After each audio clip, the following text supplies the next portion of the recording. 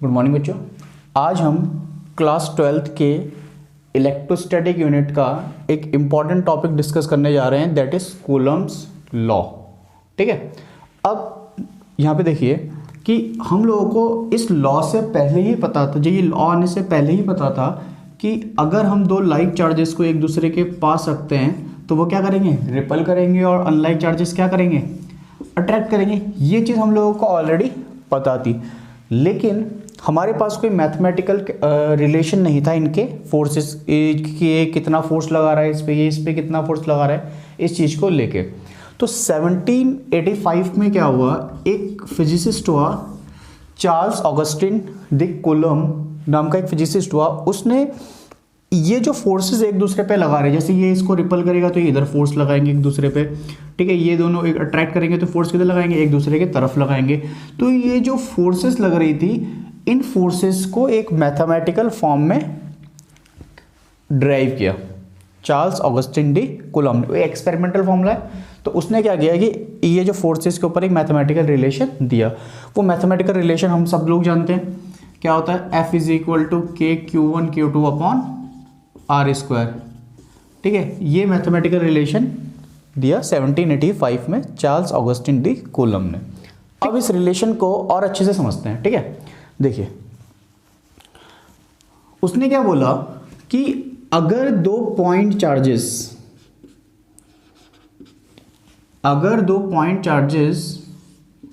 Suppose यहां पे, अच्छा हम चार्जेस पॉजिटिव नेगेटिव कैसे भी ले सकते हैं, direction of force depend on the sign. ठीक है, तो फिलहाल हम क्या मानेंगे, दोनों सारे चार्जेस, ये चार्जेस पॉजिटिव लेके चलेंगे। ठीक है, समझने के लिए। तो उसने बोला कि अगर दो point charges separated by a distance R, अब यहां पे कुछ समझने वाली चीज है। जैसे पॉइंट चार्जेस का मतलब क्या होता है, पॉइंट चार्जेस का बेटा मतलब ये होता है कि अगर चार्जेस का जो साइज है, अगर जो चार्जेस का साइज है is very much less than the separation between the charges, और ये सेपरेशन कहाँ से कहाँ आता है कि ये इनके सेंटर से लिया गया है। अब क्योंकि चार्जेस को बहुत छोटा हमने यहाँ पे कंसिडर किया है, तो चार्जेस का शेप जनरली कैसा माना जाता है, स्फेरिकल माना जाता है। पॉइंट चार्जेस का शेप कैसा माना जाता है, जनरली स्फेरिकल माना जाता है। ठीक है, तो उसने बोला कि अगर दो पॉइंट चार्जेस जो है एक आर डिस्टेंस से सेपरेट है, आर डिस्टेंस से सेपरेट है, तो इनके बीच में जो इलेक्ट्रोस्टैटिक फोर्स लगेगा वो कितना लगेगा।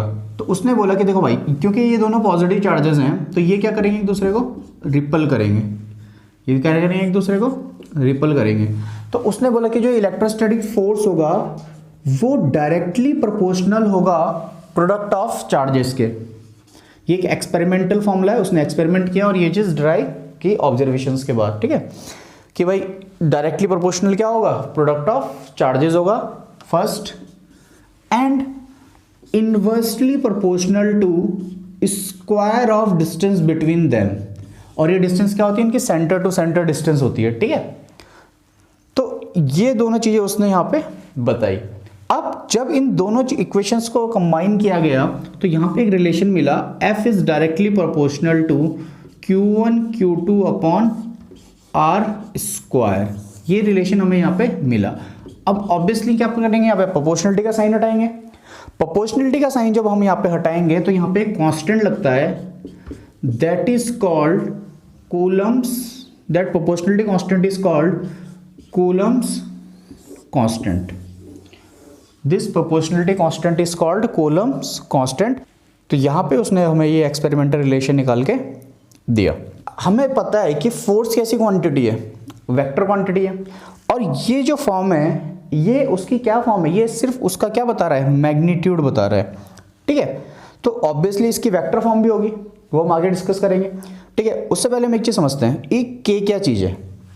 तो देखो कूलम्स ने रिलेशन दिया हमें, F इज इक्वल टू के Q1 Q2 upon R square. हमने पढ़ा अभी कि Q1 Q2 क्या होंगे, दो चार्जेस होंगे जो सेपरेट होंगे अ डिस्टेंस आर से। ठीक है, तो फोर्स जो लगेगा वो उसका मैग्नीट्यूड इतना होगा। अब यहाँ पे जो ये कांस्टेंट आया, दैट इज, इसको इलेक्ट्रोस्टैटिक फोर्स कांस्टेंट भी बोलते हैं और कूलम्स कांस्टेंट भी बोलते हैं। ठीक है, ये जो कांस्टेंट है इसकी जो वैल्यू आएगी that depends on medium, that depends on medium, कि हम कौन सा मीडियम वहाँ पे ले रहे हैं। ठीक है, अब जैसे मान लीजिए हमने वैक्यूम या एयर ली, इन दो चार्जेस के बीच में जो मीडियम रहा वो क्या रहा, या तो वैक्यूम रहा या फिर क्या रहा, एयर रहा। तो उस केस में इस कूलम्स कांस्टेंट की जो वैल्यू होती है वो होती है 1/4 पाई एप्सिलॉन नॉट। यहाँ पे जो ये एप्सिलॉन नॉट है that is called permittivity of free space, इसको absolute permittivity of free space ही बोला जाता है, पर फिलहाल परमिटिविटी ऑफ फ्री स्पेस। इसकी जो वैल्यू होती है वो होती है 8.85 इंटू 10⁻⁻12 कूलम स्क्वायर पर न्यूटन पर मीटर स्क्वायर। ठीक है, ऑब्वियसली मीडियम पे डिपेंड कर रहा है। ठीक है, अब जब हम यहाँ पे इसकी वैल्यू रखते हैं तो हमें अप्रॉक्सीमेट वैल्यू मिलती है 9 इंटू 10⁻9 न्यूटन मीटर स्क्वायर पर कूलम स्क्वायर। अब यहाँ पे ध्यान से देखो कि यूनिट निकालना तो बहुत सिंपल है, के को इधर रखो, बाकी सबको इधर भेजो, तो इसकी यूनिट न्यूटन में जाएगी, मीटर स्क्वायर से मल्टीप्लाई होगा, पर कूलम स्क्वायर यहाँ पे आ जाएगा। ठीक है, तो और ये के इसके इन्वर्सली प्रोपोर्शनल है, तो इसकी यूनिट क्या हो जाएगी, इन्वर्स हो जाएगी। तो इसका क्या हो जाएगा, कूलम स्क्वायर, इसका क्या हो जाएगा, पर न्यूटन, इसका क्या हो जाएगा, पर मीटर स्क्वायर। ठीक, अब जो है ये जो यूनिट है ये एसआई सिस्टम में यूनिट है, तो एसआई सिस्टम में जो के की वैल्यू होती है फ्री स्पेस के केस में वो क्या होती है 9 इंटू 10⁻9 न्यूटन मीटर स्क्वायर पर coulomb square. And CGS system में इसकी वैल्यू क्या होती है, सीजीएस सिस्टम में के की जो वैल्यू होती है वो होती है 1। सीजीएस सिस्टम में जो के की वैल्यू होती है वो, सीजीएस सिस्टम पता है ना, ठीक है, उसमें जो के की वैल्यू होती है वो क्या होती है 1 होती है। नाउ ये परमिटिविटी क्या चीज होती है, कि इस परमिटिविटी से क्या असर पड़ेगा और ये क्या चीज होती है। देखो परमिटिविटी क्या होता है कि यहां ये इस पे फोर्स लगा रहा है, ठीक है, ये जब इस पे फोर्स लगा रहा है तो ऑब्वियसली कुछ ना कुछ फील्ड लाइंस यहां से यहां जा रही होगी। जैसे ग्रेविटी में होता था, ग्रेविटी में क्या होता था, दो मासेस होते थे m1 m2, तो ये इस पे ग्रेविटेशनल फोर्स लगाता था, ये इस पे ग्रेविटेशनल फोर्स लगा रहा था, तो वहां पे कौन सी फील्ड जाती थी, ग्रेविटेशनल फील्ड। यहां से यहां तक ग्रेविटेशनल फील्ड लग जाती थी और उसकी वजह से इस पे क्या लगता था, फोर्स। सिमिलरली ये चार्ज यहां तक क्या भेजेगा, इलेक्ट्रिक फील्ड भेजेगा, और ये इस पे इलेक्ट्रिक फील्ड भेजेगा, और उस इंटरेक्शन की वजह से इलेक्ट्रिक फील्ड के क्या लगेगी, फोर्स लगेगी। तो इलेक्ट्रिक फील्ड जब यहां से यहां ट्रेवल करे तो ऑब्वियसली मीडियम के थ्रू ट्रेवल करेगी, मीडियम के थ्रू ट्रेवल करेगी। तो वो जो मीडियम होता है वो क्या करता है कि इलेक्ट्रिक फील्ड का क्या करेगा, अपोज करेगा, जैसे रेजिस्टेंस करंट का क्या करता है, अपोज करता है। तो परमिटिविटी ऑफ मीडियम वही चीज है जैसे इलेक्ट्रिक में रेजिस्टेंस होता है, कि ये फैक्टर डिटरमाइन करता है कि जो मीडियम है वो इलेक्ट्रिक फील्ड के फ्लो को कितना जो है रोकेगा, जैसे वहां पे रेजिस्टेंस होता था किसमें, इलेक्ट्रिसिटी में। तो परमिटिविटी ऑफ मीडियम सब समझ में आया कैसा, कि अगर ये इसकी वैल्यू ज़्यादा होगी तो इलेक्ट्रिक फील्ड में ज़्यादा अपोज होगा, ठीक है, इसकी वैल्यू कम होगी तो इलेक्ट्रिक फील्ड में कम अपोज होगा, तो वो इजीली फ्लो हो जाएगी जब कम होगा अपोज होगा तो, ठीक है। तो देखो, तो जब ये एयर या वैक्यूम है तो के की वैल्यू क्या हो जाती है 9 इंटू 10⁻9 न्यूटन मीटर स्क्वायर पर कूलम स्क्वायर। तो उस केस में ये जो फॉर्मूला हो जाएगा ये हो जाएगा फोर्स इन एयर और वैक्यूम, फोर्स इन एयर और वैक्यूम। तो ये फॉर्मूला हो जाएगा 1/4 pi epsilon naught Q1 Q2 upon R square. तो ये आ गया हमारा magnitude of force between two charges in air और वैक्यूम। बट अगर हम यहां पे मीडियम चेंज कर दे तो क्या होगा, देखिए अब यहां पे देखिए एप्सिलॉन नॉट की वैल्यू क्या होती है 8.85 इंटू 10⁻⁻12 कूलम स्क्वायर पर न्यूटन पर मीटर स्क्वायर, ठीक है, फ्री स्पेस के केस में। इसको हम फैरेड पर मीटर भी बोलते हैं। तो देखिए अगर मैं यहाँ पे एक मीडियम चेंज कर दूँ तो यहाँ पे एक रिलेशन आता है, रिलेटिव परमिटिविटी। रिलेटिव परमिटिविटी क्या बताती है? ये बताती है permittivity of medium upon permittivity of free space. ये रिलेशन होता है permittivity of medium upon permittivity of free space का, ठीक है। इसको क्या बोलते हैं? Relative permittivity. ये क्या था? Permittivity of free space. ये क्या है? Relative permittivity. ये क्या है? Permittivity of medium. और ये क्या है? Permittivity of free space. इन दोनों को एब्सोल्यूट परमिटिविटी ऑफ मीडियम और absolute permittivity of free space भी बोला जाता है। अब ये जो रिलेटिव परमिटिविटी है, इसके लिए एक और टर्म हम यूज करते हैं, that is dielectric constant. Dielectric constant, ये क्या है? रिलेटिव परमिटिविटी, रिलेटिव परमिटिविटी या फिर डाइलेक्ट्रिक कांस्टेंट। अब कूलम्स उससे कंफ्यूज मत होना, दोनों कैसे के ही सिंबल होते हैं दोनों के, लेकिन ये अलग चीज़ है। ये है डाइलेक्ट्रिक कांस्टेंट, तो हम ये वाला सिंबल यूज करेंगे थोड़ा अलग दिखाने के लिए, ठीक है। ये क्या है? परमिटिविटी ऑफ मीडियम और परमिटिविटी ऑफ फ्री स्पेस। तो यहाँ से एक रिलेशन निकल के आता है, permittivity of medium is equal to क्या होगा? Permittivity of free space into relative permittivity या फिर डाइलेक्ट्रिक कांस्टेंट, ठीक है। तो अब यहाँ पे देखो, तो अगर हम माने कि दो चार्जेस हमारे पास रखे हुए हैं कूलम्स लॉ के अकॉर्डिंग, ठीक है, और उनके बीच में जो सेपरेशन क्या है? आर है, तो जो फोर्स लग रहा है, बट अब यहाँ पे मीडियम क्या है? सम अदर मीडियम है जिसकी परमिटिविटी क्या है? एप्सिलॉन है। तो फोर्स जो मीडियम में लगेगा वो कितना लगेगा? वो लगेगा 1/4 पाई एप्सिलॉन नॉट की जगह पे क्या आ जाएगा? एप्सिलॉन। भाई जो मीडियम है उसी का तो यहाँ पे कांस्टेंट आएगा, तो वो आ जाएगा एप्सिलॉन, ठीक है। Q1 Q2 upon R square. अब ये जो एप्सिलॉन है that can be written as epsilon not into epsilon R. तो देखो इस एप्सिलॉन को अगर मैं ऐसे लिखूँ 1/4 pi epsilon not into epsilon R multiply by Q1 Q2 upon R square, ठीक है। अब यहाँ पे देखो मैं इतने को अलग कर देता हूँ, 1/4 पाई एप्सिलॉन नॉट और Q1 Q2 आर स्क्वायर। तो देखो क्या बन जाएगा? ये बन जाएगा 1/एप्सिलॉन R multiply by 1/4 pi epsilon naught Q1 Q2 upon R square, ठीक है। और ये क्या चीज़ थी? याद करो ये क्या चीज़ थी? ये थी कि अगर दो चार्जेस एयर या वैक्यूम में रखे हुए, ठीक है, तो यहां पे हमारे पास रिलेशन निकलेगा force in medium is equal to force in air upon relative permittivity. Relative permittivity.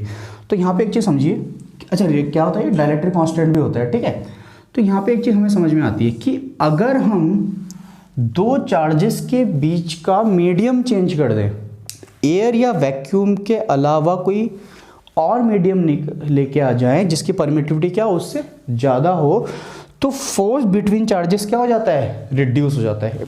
तो यहाँ से हम डाइलेक्ट्रिक कांस्टेंट को क्या कर सकते हैं? डिफाइन कर सकते हैं। कैसे?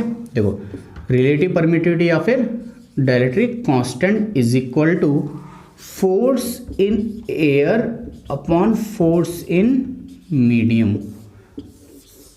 तो हम बोल सकते हैं कि जब force between charges in air and force between charges in medium का जो रेशियो है वही क्या होता है? रिलेटिव परमिटिविटी और डाइलेक्ट्रिक कांस्टेंट होता है। बस हमें ध्यान क्या रखना है यहाँ पे कि सेपरेशन चेंज नहीं होना चाहिए और चार्जेस का मैग्नीट्यूड चेंज नहीं होना चाहिए, ठीक। अब हमने जो कूलम्स लॉ में मैग्नीट्यूड पड़ा फोर्स का वो कितना पड़ा? K Q1 Q2 upon R square. But force is a vector quantity, तो इसकी वेक्टर फॉर्म भी होगी। तो अब हम कूलम्स लॉ को ड्राइव करेंगे इन, या कूलम्स लॉ को कैलकुलेट करेंगे इन वेक्टर फॉर्म। तो लिख लीजिए इन वेक्टर फॉर्म। अब वेक्टर हमने थोड़े बहुत पढ़े हैं, वेक्टर हमने पढ़े हैं 11th में। तो देखो समझो इसको, सपोज कि एक कोऑर्डिनेट प्लेन है जिसपे चार्जेस रखे हैं, ठीक है। Q1 चार्ज, पोजीशन वेक्टर कितना है R1, पोजीशन वेक्टर पता है, Q2 चार्ज यहाँ पे रखा है कहीं पे, पोजीशन वेक्टर R2,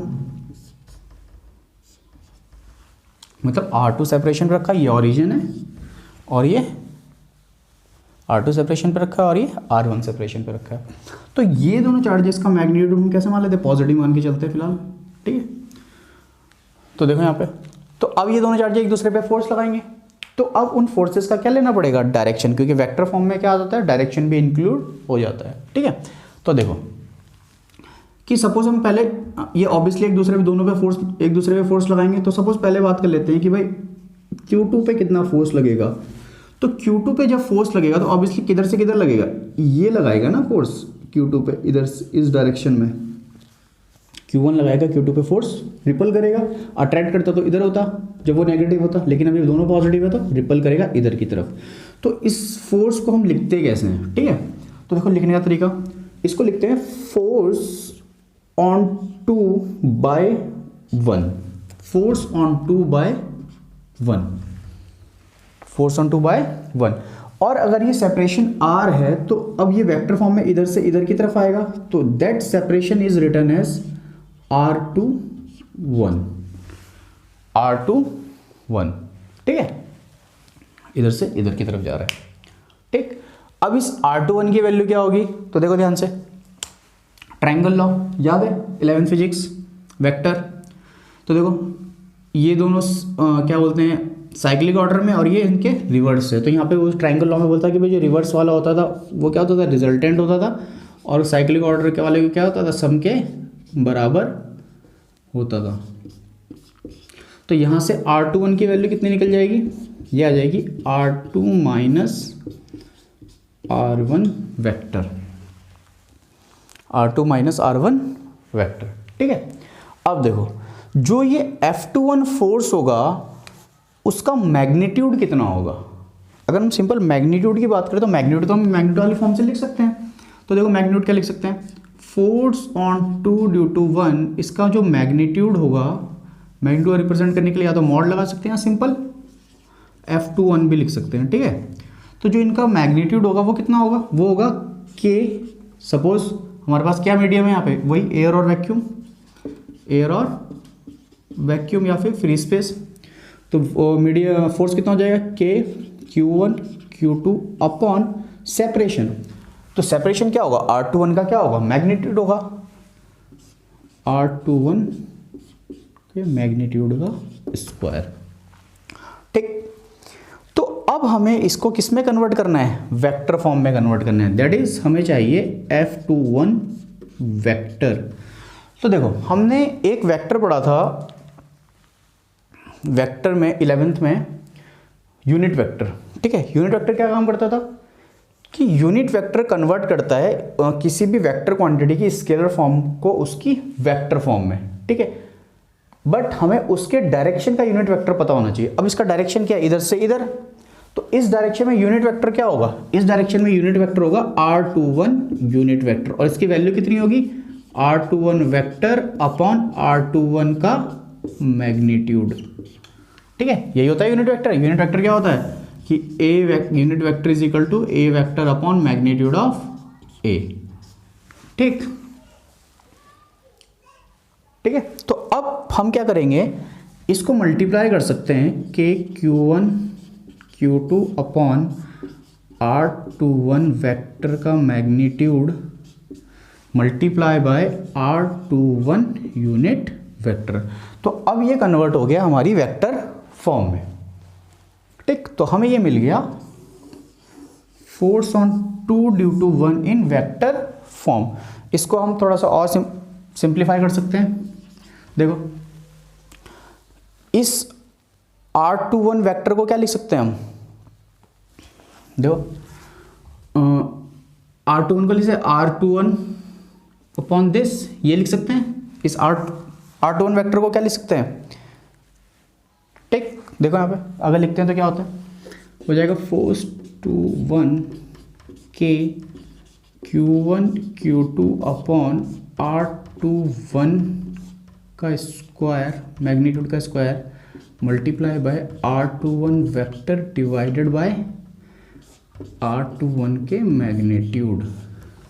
तो देखो मल्टीप्लाई हो जाएगा, तो देखो क्या मिलेगा मेरे रिलेशन मिलेगा KQ1 Q2 divided by R21 के मैग्नीट्यूड का cube multiply by R21 vector. तो एक चीज़ ध्यान रखना, जब यहाँ पे यूनिट वेक्टर होगा तो यहाँ पे क्या होगा, स्क्वायर होगा मैग्नीट्यूड का, जब यहाँ पे वेक्टर होगा तो मैग्नीट्यूड का क्या होगा, क्यूब होगा। ठीक, अब देखो R21 vector can be written as R2 minus R1। तो देखो KQ1 Q2 divide by mod R2 minus R1 का cube multiply by R2 minus R1, R2 minus R1। ठीक, चलिए देखते हैं। फोर्स ऑन 1 ड्यू टू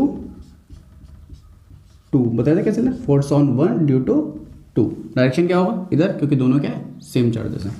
तो अब जो ये वेक्टर आएगा वो किस डायरेक्शन में आएगा, वो आएगा इधर से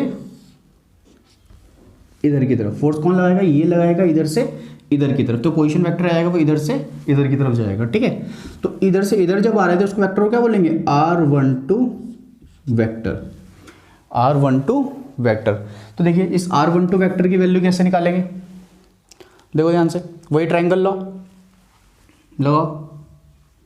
अब R2 और R12 क्या है, साइक्लिक ऑर्डर में, और R1 क्या है उसके अपोजिट ऑर्डर में। ठीक है, तो देखो क्या हो जाएगा, ये हो जाएगा R1 vector is equal to R2 vector plus R12 vector. तो it can be written as R12 vector is equal to R1 vector minus R2 vector. अब ऑब्वियसली हमें यूनिट वेक्टर की भी जरूरत पड़ेगी, तो लिख लेते हैं R12 यूनिट वेक्टर क्या हो जाएगा, R12 वेक्टर और उस R12 का मैग्नीट्यूड। ठीक, तो चलो वही करते हैं अब जो पिछले वाले में किया था। F12 का मैग्नीट्यूड कितना हो जाएगा,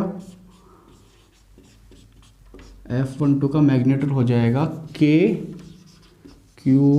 Q2 और सेपरेशन कितना है R12, वही मैग्नीट्यूड वाइज दोनों बराबर होंगे R12 और R21 का स्क्वायर, क्योंकि देखो सेपरेशन तो सेम ही है, तो हम यही बोल सकते हैं कि भाई magnitude of R12 is equal to magnitude of R21, पर डायरेक्शन क्या है दोनों का, अपोजिट है। तो वेक्टर में हमने पढ़ा है, तो हम इसको ऐसे लिखेंगे R12 vector is equal to minus R21 vector. ये चीज़ समझने वाली है, वेक्टर पढ़ा है हमने, इक्वल वो अपोजिट डायरेक्शन में है। ठीक है, मैग्नीट्यूड इक्वल और डायरेक्शन अपोजिट है।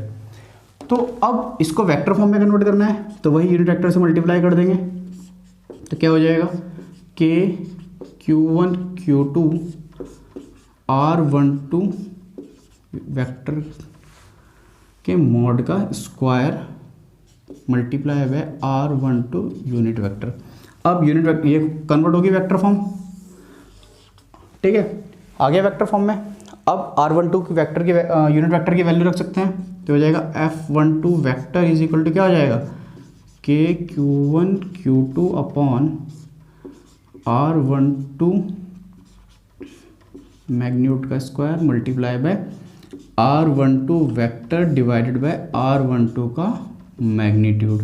मल्टीप्लाई हो जाएगा अंदर, तो क्या मिल जाएगा हमें, KQ1 Q2 divided by R12 का क्यूब, मैग्नीट्यूड का cube multiply by R12 vector. तो ये भी वही वेक्टर फॉर्म है उसकी।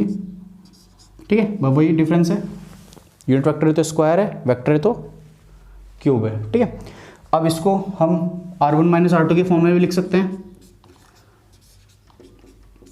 ये इसलिए बता रहे हैं क्योंकि कहीं बुक्स में ऐसा लिखा रहता है, फिर बच्चे कंफ्यूज हो जाते हैं क्या लिख रहा है ये। R12 को क्या लिख सकते हैं, R1 minus R2, R1 minus R2 का cube multiply by R1 minus R2। ठीक, अब देखते हैं F21 वेक्टर की वैल्यू क्या मिली थी, KQ1 Q2 R21 के मॉड का square multiply by R21 unit vector, और F12 की वैल्यू क्या मिली थी, KQ1 Q2 R12 के मैग्नीट्यूड का square multiply by R12 unit vector, ये वैल्यूज हमें मिली है। अब ऑब्वियसली वेक्टर का इक्वल एंड अपोजिट है तो यूनिट वेक्टर भी इक्वल एंड अपोजिट होंगे, तो हम यहाँ पे बोल सकते हैं R21 यूनिट वेक्टर का जो डायरेक्शन है वो R12 यूनिट वेक्टर से क्या होगा, अपोजिट होगा, और मैग्नीट्यूड तो दोनों का वन ही है, मैग्नीट्यूड इक्वल है। ठीक है, तो अब देखो इसमें कैसे लिख सकते हैं, इसको हम लिख सकते हैं F12 वेक्टर को हम लिख सकते हैं KQ1 Q2, R12 का मॉड R21 के मॉड के बराबर है, तो इसकी जगह पे क्या लिख सकते हैं, R21 के मॉड का स्क्वायर, और इसकी जगह पे क्या आ जाएगा, R12 की जगह पे R12 unit vector is equal to क्या आ जाएगा, माइनस R21 हो जाएगा, सिंपल, माइनस साइन इधर आ जाएगा, तो हो जाएगा माइनस R21 यूनिट वेक्टर। ठीक, तो देखो माइनस साइन आगे ले लो, तो क्या बचेगा, KQ1 Q2 अपॉन R21 का square multiply by R21 unit vector.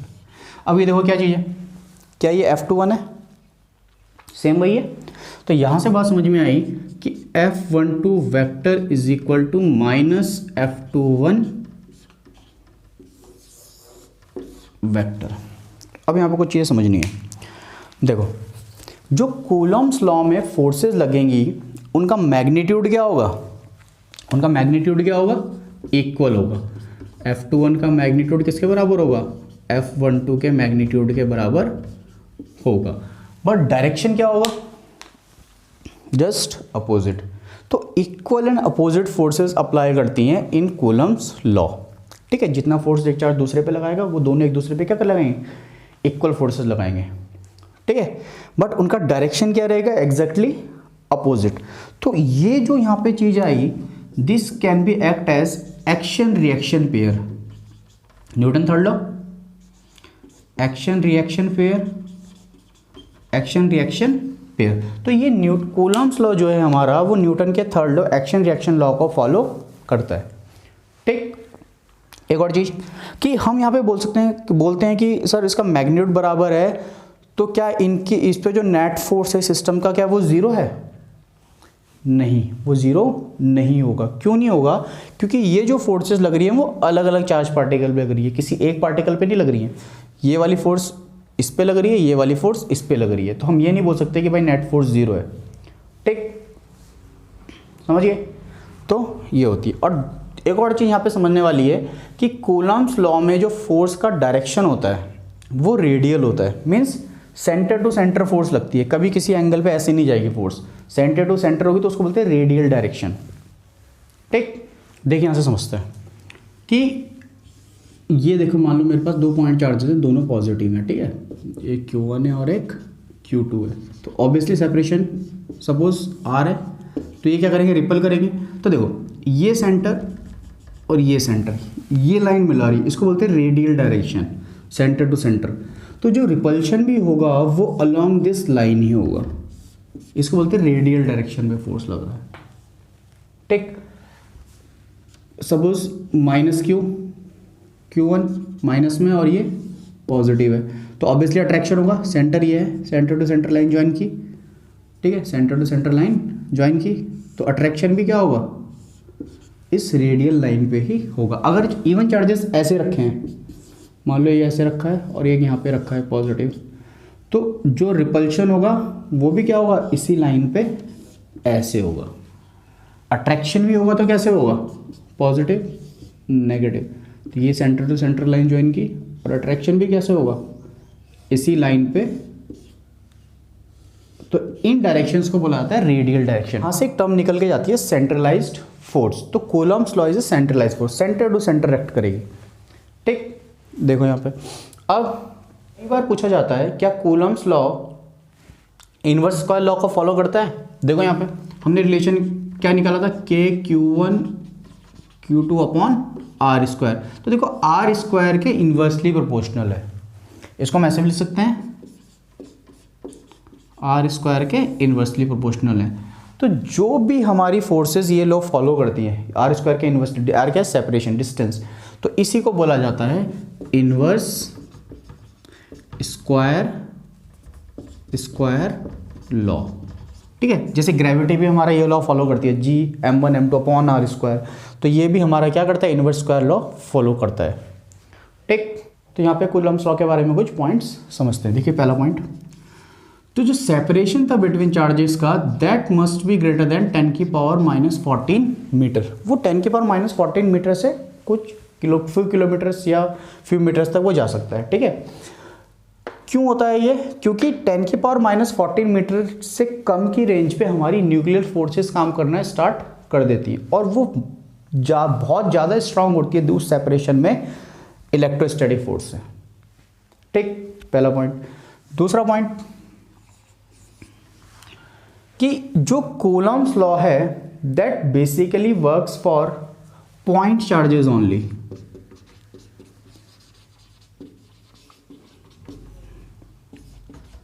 ये सिर्फ पॉइंट चार्जेस के लिए काम करेगा। नेक्स्ट पॉइंट कि जो हमारा ये कूलम्स लॉ है ये एक एक्सपेरिमेंटल लॉ है, एक्सपेरिमेंटल लॉ है। इसका कोई डेरिवेशन नहीं, जो हमने किया वो डेरिवेशन नहीं था, वो एक एक्सपेरिमेंटल ऑब्जर्वेशन के बाद हमें आया था। ठीक है, तो ये एक तरह का एक्सपेरिमेंटल लॉ है, इसका कोई डेरिवेशन पॉसिबल नहीं है। ठीक है, जैसे ओम्स लॉ था हमारा, वो भी हमारा एक्सपेरिमेंटल लॉ था। ग्रेविटेशन लॉ, वो भी क्या था हमारा, एक्सपेरिमेंटल लॉ था। तो सिमिलरली ये भी क्या है, एक्सपेरिमेंटल लॉ है। जो भी हमें ऑब्जर्वेशन मिली थी कि चार्ज के प्रोडक्ट के डायरेक्टली प्रोपोर्शनल, डिस्टेंस के स्क्वायर के इन्वर्सली प्रोपोर्शनल, वो सब एक्सपेरिमेंट के बाद मिली थी। ठीक है, फोर्थ पॉइंट। अब यहाँ पे हम समझते हैं कि कूलम्स लॉ और ग्रेविटेशनल लॉ में क्या डिफरेंस है, बेसिक डिफरेंस। ठीक है, सबसे पहली चीज कि जो ग्रेविटेशनल लॉ में जो ग्रेविटेशनल फोर्स था, force of gravitation that is G m1 m2 upon R square, ये जो फोर्स था it do not depend on medium, do not depend on medium. Gravitational force medium पे डिपेंड नहीं करता है, बट जो हमारा कूलम्स फोर्स है या इलेक्ट्रोस्टैटिक फोर्स है वो क्या करता है, मीडियम पे डिपेंड करता है। ठीक है, ये पूरा बताया था हमने, 4π एप्सिलॉन इज नॉट मीडियम की परमिटिविटी। ये मीडियम पे डिपेंड नहीं करता है, ये मीडियम पे डिपेंड करता है। ठीक है, next point, gravitational force is always attractive, always attractive. हमने कभी रिपल्सिव ग्रेविटेशनल फोर्स नहीं सुना है यहाँ पे। ठीक है, always attractive, but Coulomb's force can be attractive और रिपल्सिव। ये अट्रैक्टिव भी हो सकती है और रिपल्सिव भी हो सकती है। ये पढ़ा है हमने, similar charges ripple, different charges attract. ठीक है, नेक्स्ट, जो हमारी ग्रेविटेशनल फोर्स होती है इसका जो मैग्नीट्यूड होता है is very much less than the electrostatic force. Gravitational force हमारी कूलम्स फोर्स से बहुत कम होती है। ठीक, और सिमिलरिटी क्या है, दोनों ही इन्वर्स स्क्वायर लॉ को फॉलो करती है। ठीक, दोनों ही रेडियल डायरेक्शन में अप्लाई होती है, सेंटर टू सेंटर। ठीक, ये पॉइंट मासेस के लिए अप्लाई है, वो पॉइंट चार्जेस के लिए अप्लाई है।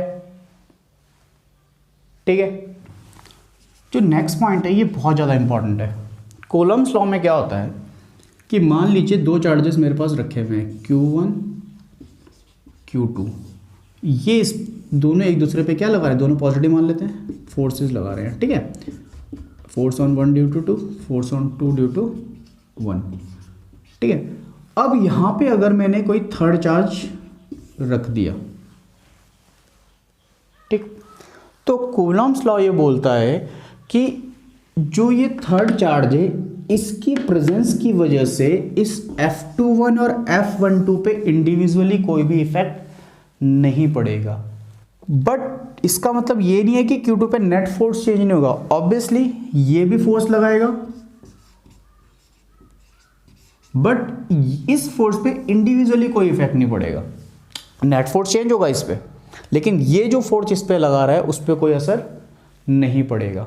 ठीक, तो ये जो प्रॉपर्टी है कूलम्ब्स लॉ की, इसकी वजह से एक बहुत इंपॉर्टेंट प्रिंसिपल हमारे पास आया था, सुपरपोजिशन प्रिंसिपल। सुपरपोजिशन प्रिंसिपल ये इसी की वजह से आया, इस प्रॉपर्टी की वजह से। क्यों?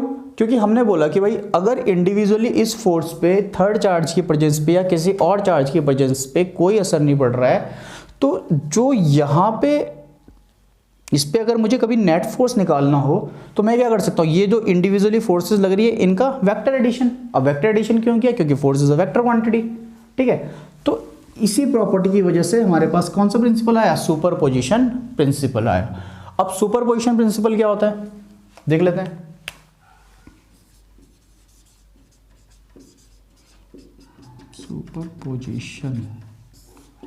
सुपरपोजिशन प्रिंसिपल, तो सुपरपोजिशन प्रिंसिपल हमें ये बोलता है कि मान लेते हैं कि हमारे पास n नंबर ऑफ चार्जेस हैं, Q1 Q2 up to Qn, और यहाँ पे एक चार्ज रखा है, इस चार्ज पे हमें नेट फोर्स निकालना है, इस चार्ज पे हमें नेट फोर्स निकालना है। तो ऑब्वियसली इनका सेपरेशन भी अलग अलग होगा। इसका सपोज R1 मान लेते हैं, इसका R2 मान लेते हैं और इसका Rn मान लेते हैं। ठीक है, तो उसने बोला कि भाई इस पे अगर मेरे को नेट फोर्स निकालना, Q1 भी फोर्स लगाएगा, Q2 भी फोर्स लगाएगा, Qn भी फोर्स लगाएगा। ठीक है, तो F1 सपोज ऐसे फोर्स लगेगा रेडियली, F2 इधर लगेगा और ये Fn इधर लगेगा। अब all are vector quantities, all are vector quantity, then the net force on this charge, net force on this charge is equal to the vector sum of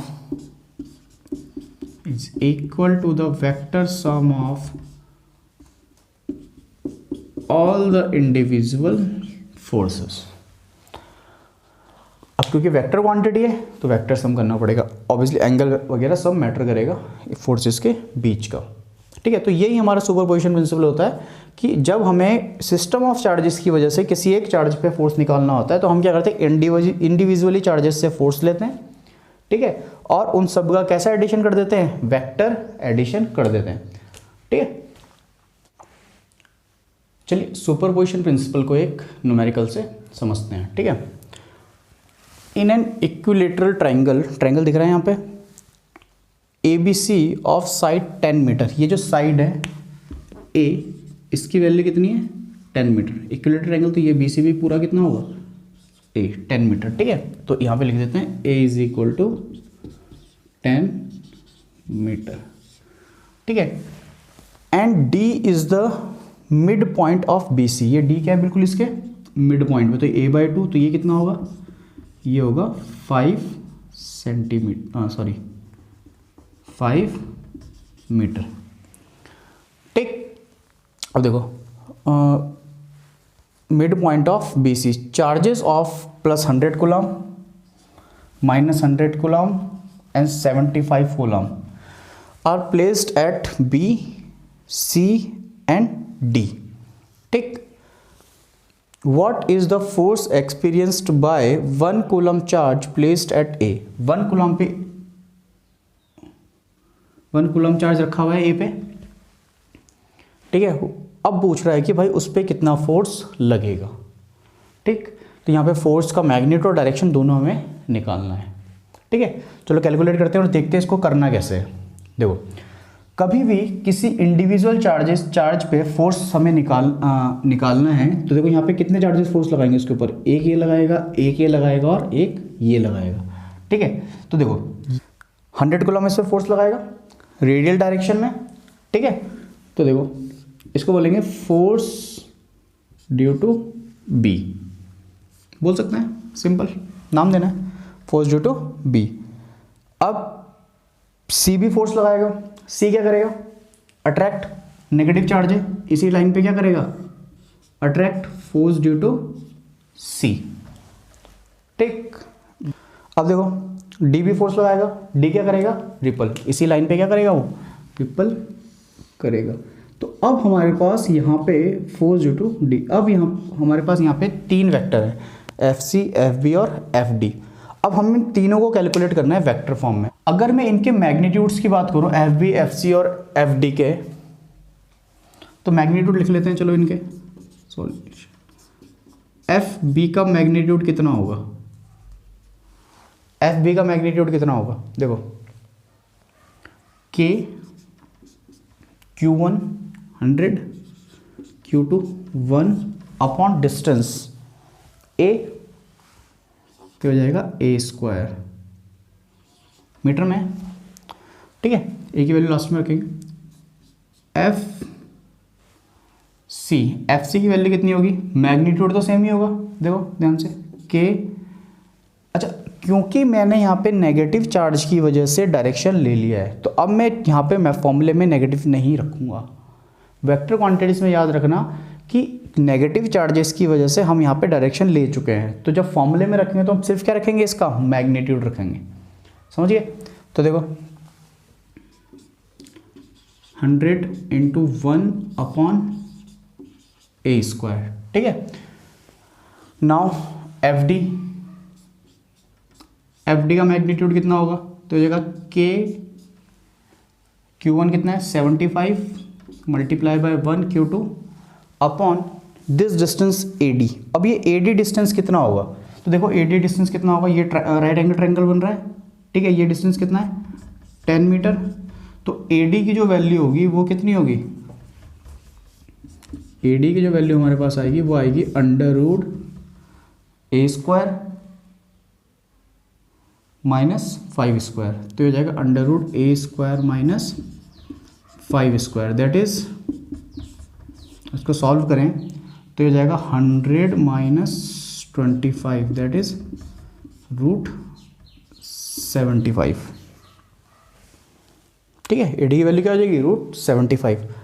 चलिए यहाँ भी वैल्यू रख देते हैं, के 100 अपॉन ये भी कितना हो जाएगा 100, 10 का स्क्वायर 100, तो ये बच जाएगा के, और यहाँ पे इसकी वैल्यू रख देते हैं, तो रूट 75 का स्क्वायर, तो कितना बच जाएगा 75, ये भी गया, तो ये भी कितना बचा के, और यहाँ पे भी वैल्यू रख देते हैं 10 का स्क्वायर 100, तो ये भी हो जाएगा के 100 अपॉन 100 गया, तो ये भी हो जाएगा के, और के की वैल्यू कितनी है, सबकी वैल्यू के की वैल्यू कितनी है यहाँ पे, के की वैल्यू है, क्योंकि एयर है फ्री स्पेस है यहाँ पे, तो के की वैल्यू है 9 into 10 to the power 9 newton metre square पर कूलम स्क्वायर। फ्री स्पेस और वैक्यूम यहाँ पे उसको कंसिडर कर रहे हैं, ठीक है। अब देखो, अब मुझे निकालना है फोर्स ऑन दिस, तो पहले निकालेंगे हम बी और सी की वजह से। तो देखो मैग्नीट्यूड तो बी और सी का मेरे पास है, पर क्योंकि वेक्टर एडिशन है तो एंगल भी चाहिए होगा डायरेक्शन के लिए। तो देखो इक्विलेटरल ट्रायंगल है, तो ये एंगल कितने डिग्री का होगा 60 डिग्री का, टोटल 180, ये 60 हो जाएगा, 180 माइनस 60 कितना होता है 120, तो ये एंगल हो जाएगा 120 डिग्री का, ठीक है। Theta is equal to 120 degree. तो जब मैं एफ बी और एफ सी का वेक्टर एडिशन करूंगा तो रिजल्टेंट वाला फॉर्मूला याद है, तो क्या हो जाएगी नेट फोर्स, उसको मान लेते हैं। अब क्योंकि दोनों का मैग्नीट्यूड बराबर है तो नेट फोर्स कहीं ना कहीं बीच में आएगी, उसको मान लेते हैं एफ डैश। तो जो एफ डैश की वैल्यू आएगी, एफ डैश की वैल्यू कितनी आएगी, वो आएगी under root F B square plus F C square plus 2FB FC cos 120, और कॉस 120 की वैल्यू कितनी होती है -1/2। कॉस 120 की वैल्यू कितनी होती है, कॉस 120 होता है -1/2।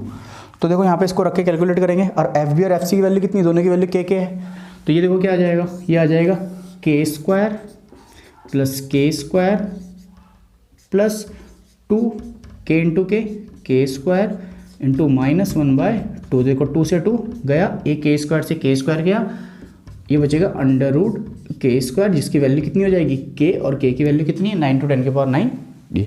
तो एफ डैश जो है कितना आ गया के न्यूटन। के न्यूटन को बोल सकते हैं हम 9 × 10⁹ न्यूटन। तो देखो, तो यहाँ से हमारे पास एफ डैश आ गया, ठीक है। अब देखो, अभी हमें ये चीज़ पता है कि ये क्या करेगा, इसको बाइसेक्ट करेगा। तो ये एंगल कितने डिग्री का होगा 60 डिग्री। बाइसेक्ट करेगा, इक्वल वेक्टर का रिजल्टेंट क्या करता है, उनके बीच के एंगल को बाइसेक्ट करता है। तो ये हो जाएगा 60 डिग्री। अब ये एंगल 30 डिग्री है, तो ये एंगल भी कितना होगा 30 डिग्री। तो अब हमें निकालना है नेट जो फोर्स आएगा वो रिजल्टेंट होगा एफ डी और एफ डैश का, क्योंकि अब इन दोनों का काम तो खत्म हो गया, इन दोनों का काम खत्म, क्योंकि इन्होंने ये रिजल्टेंट दे दिया। अब इस रिजल्टेंट और एफ डी के बीच में हमें क्या निकालना है, नेट फोर्स निकालना है। तो देखो, एफ डी का मैग्नीट्यूड कितना था के, दैट इज 9 × 10⁹ न्यूटन, ठीक। और एफ डैश का मैग्नीट्यूड भी कितना आया के, that is 9 × 10⁹ Newton.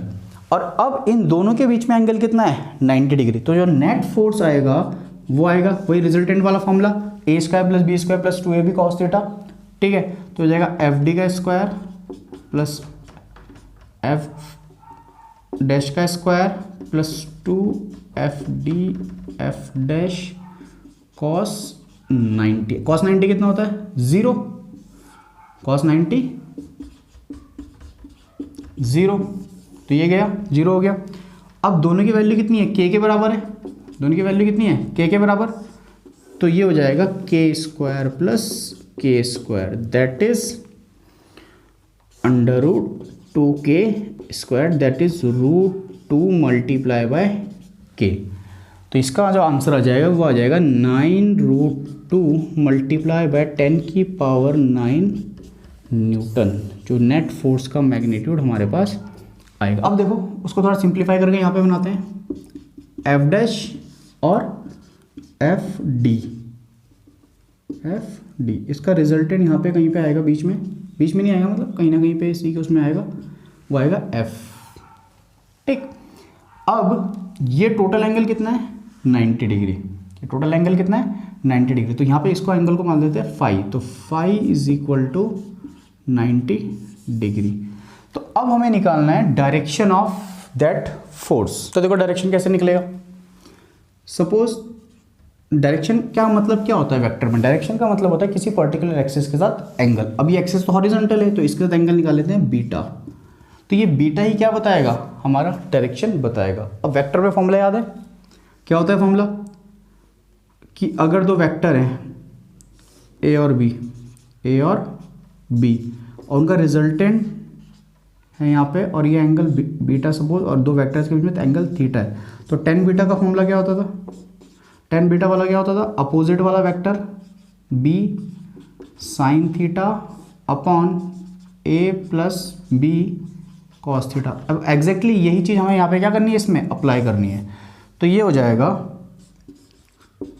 tan beta = opposite वाला वेक्टर एफ डी साइन, अब थीटा की जगह पे क्या है यहाँ पे फाई, तो sine phi upon F dash plus F D cos phi. अब फाई की वैल्यू कितनी है 90, तो ये हो जाएगा F D sine 90 divided by F dash plus F D cos 90। Cos 90 कितना है 0, साइन 90 कितना होता है 1, तो ये हो जाएगा F D upon F dash. अब एफ डी की वैल्यू कितनी आई थी, एफ डी की वैल्यू आई थी 9 × 10⁹ एफ डैश की वैल्यू भी कितनी थी 9 × 10⁹, दोनों की वैल्यू 9 × 10⁹ थी, तो ये आ जाएगा 1, और tan बीटा = हो जाएगा 1, और tan बीटा 1 कितने डिग्री पे होता है 45 डिग्री पे, 45 डिग्री। तो जो एंगल होगा वो होगा 45 डिग्री फ्रॉम एफ डैश। चलिए अब कुछ ड्रॉबैक्स देख लेते हैं कूलॉम्स लॉ के, ठीक है।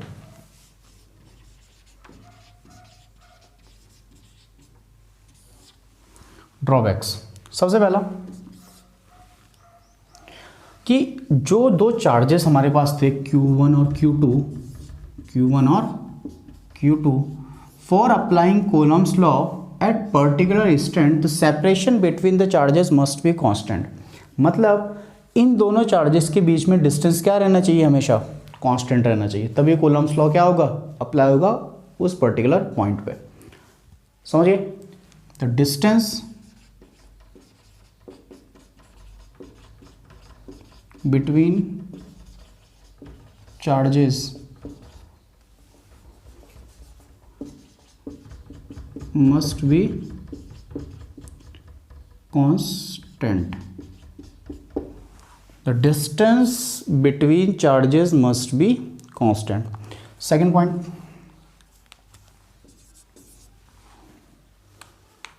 सेकेंड पॉइंट ये बोलता है कि जो हमारे ये चार्जेस हैं this should not radiate any kind of energy. मतलब ये एस्केलरेट नहीं करना चाहिए। चार्ज जब एस्केलरेट करेगा तो एनर्जी रेडिएट करता है, वो आप पढ़ोगे इलेक्ट्रोमैग्नेटिक रेडिएशंस में, ठीक है। तो ये जो चार्जेस हैं ये एस्केलरेट नहीं करनी चाहिए, तो they should not radiate, charges should not radiate energy. ये एनर्जी रेडिएट नहीं करनी चाहिए। अगर एनर्जी रेडिएट करेंगे तो कूलम्स लॉ वहाँ पे अप्लाई नहीं होगा। ठीक है, ओके, बाय।